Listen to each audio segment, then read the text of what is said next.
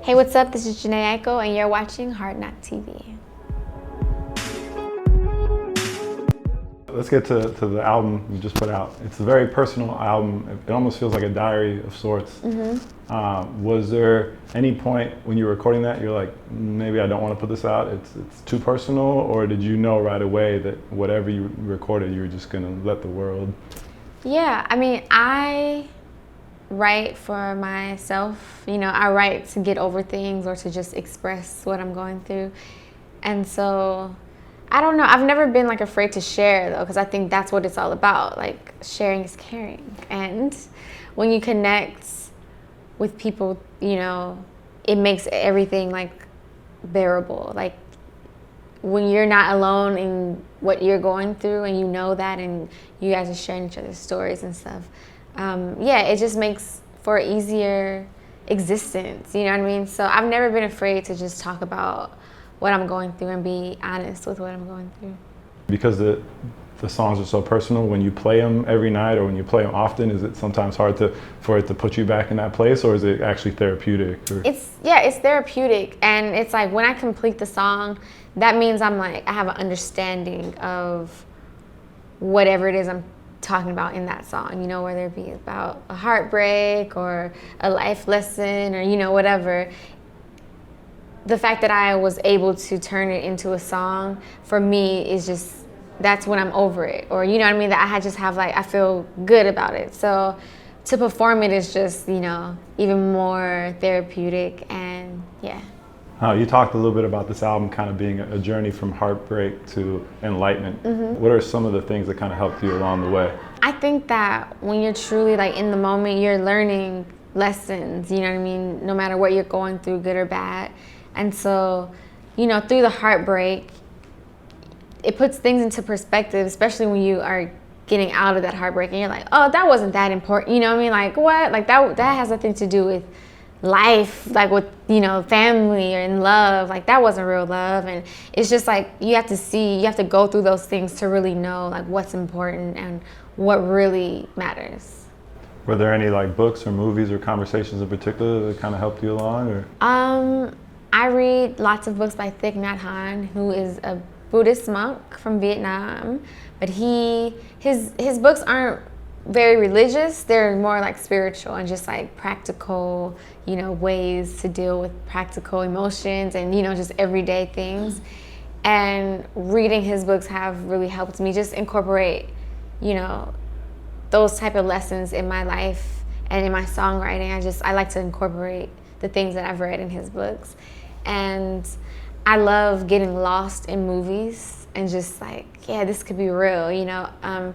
Eternal Sunshine of the Spotless Mind is like one of my favorite movies of all time. And that's a movie that I feel like is real life. Like, cause I sort of do that when I'm dealing with a breakup. I just try to erase the person in my mind by, you know, getting rid of everything, or, you know, going to the places that we went and like erasing that memory by creating a new one with someone else.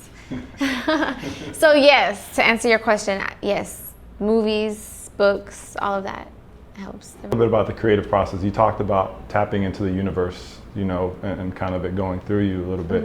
Is there a particular process that you go through to get inspired to write, or a particular place you go to write, or what's that like? I'm inspired to write at any given moment. Sometimes it just hits me, and I just have to like jot something down in my phone or write it on a napkin or wherever. It's really just about keeping my mind open at all times, because I never know like when I'm gonna be inspired or hear someone say something that makes me feel this way, and then that turns into like a title or whatever. So yeah, I mean, I love to write while I'm driving.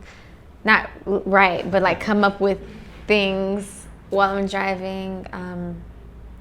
A lot of the times when I'm in the movie theater, like I said, I like to get lost in movies. So a lot of the times I'll just write down like lines that stand out or that mean something to me. Speak a little bit about the time in the studio. I heard that actually for this album, your daughter spent some time in the studio with you. And what energy does she give you when you're in the studio? Yeah, my daughter is on Promises. She's featured on the song Promises. And she has so much energy, like always, all the time. And so her being in the studio is no different.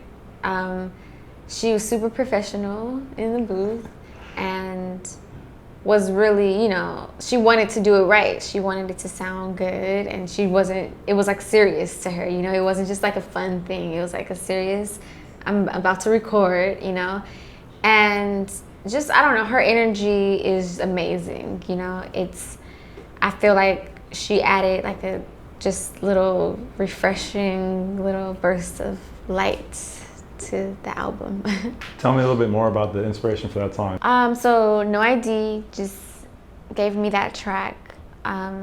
It wasn't as beefed up as the final production, but it was, you know, it was still beautiful. And I remember just listening to it over and over, like riding around in my car.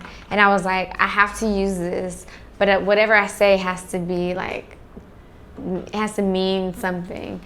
And I don't know, I think I just, you know, would sing melodies to it in the car, and Nami is usually in the car with me, like in the back seat, learning all the songs before they're even like words to them. And so she was like, would sing along to the melody.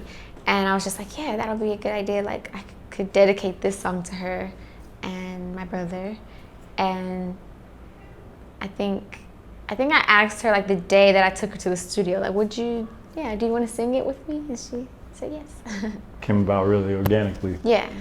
Speak a little bit about your brother too, who's on that track. You get to hear his voice at the very beginning of it. Yeah. What does it mean to hear his voice at the beginning of that track? Yeah, that was something that was like literally just selfish reasons for me. Like I would like him to be a part of my album. So that was actually the T-Pain app. He used to watch my daughter, like when I would be in the studio, and the T-Pain app had just came out, so him and her would just record these little songs and he would send them to me, and they would be really funny. So if it sounds a little auto-tune-ish, that's because it's from the T-Pain app. Promise you'll be alright, if anything. Alright, promise I'll be alright. Promise I'll be alright. Promise I'll be. Another track that stands out to me on the album is W.A.Y.S, which stands for something that your brother tweeted. Can you tell me a little bit about that song? So yeah, my brother was sick with cancer, and during, I would say like a few months before he passed, he tweeted, "Why aren't you smiling?" And it was just like, you know. Was it to you in particular? No, it was just like a tweet, a random tweet. And you know, he didn't like broadcast that he was sick. So he would just tweet regular and he was like super positive, and that was just a question he asked everyone, like, you know, because through all that he was going through and all the pain and suffering, he was still able to joke about things and laugh and smile. So it's kind of like, I'm smiling, like, why aren't you smiling?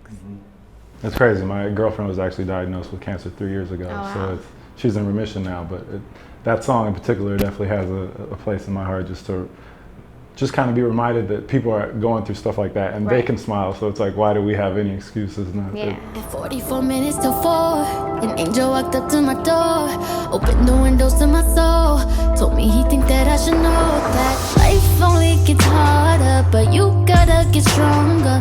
This is for my brother, I do this for my daughter. That's why I keep going. That's why I keep going. That's why I keep going. Tell me a little bit about working with No ID. What does his sound kind of help bring to the album? No ID has brought, you know, this musicality that I think just elevates everything, like brings everything to a new level. A lot of the songs that he produced, like literally to perform them live in their true form, I would need like an orchestra, because everything is live, you know?